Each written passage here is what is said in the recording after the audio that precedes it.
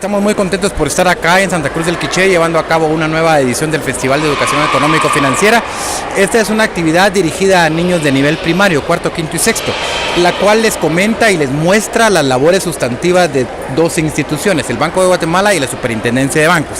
Acá los niños aprenden de una forma ágil, dinámica e interactiva las funciones del Banco de Guatemala. Por ejemplo, es el único emisor de la moneda nacional, es el banco de los bancos, es el banco del Estado.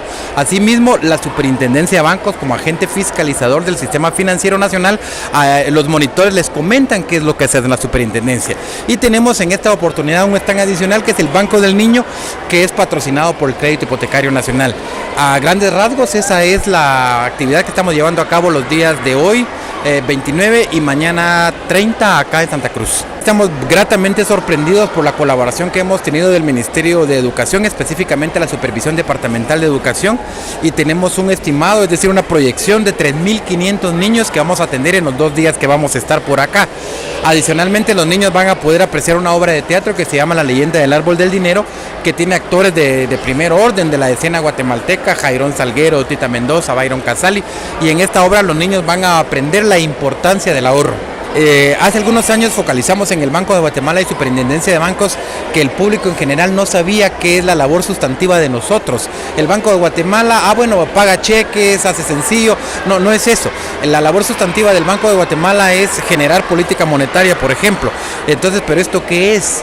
Lo entenderán las personas estudiosos de las ciencias económicas y de ciencias comerciales, pero no el público en general, mucho menos los niños de primaria.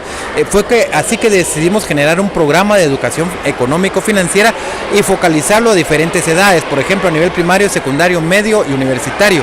Esta primera parte del programa, contenida en una estrategia general de comunicación del banco, a eso obedece la presencia acá de nosotros, ¿verdad? Trasladarle a los niños conceptos básicos del qué hacer de las instituciones que mencioné, pero de una forma que sea fácilmente accesible para ellos, a través de juegos, dinámicas y obras de teatro. Cada uno de los niños que sale de acá de las instalaciones del Tonelón recibe un kit educativo. En el kit educativo, además de las tareas propiamente que ellos van a hacer en clase con los compañeros y sus maestras, hay algunos juegos que pueden participar en su casa con sus padres de familia para aprender la importancia del ahorro, qué es la inflación, las diferencias entre el Banco Central y los bancos privados. Son juegos muy amenos e interactivos que pueden disfrutar con ellos.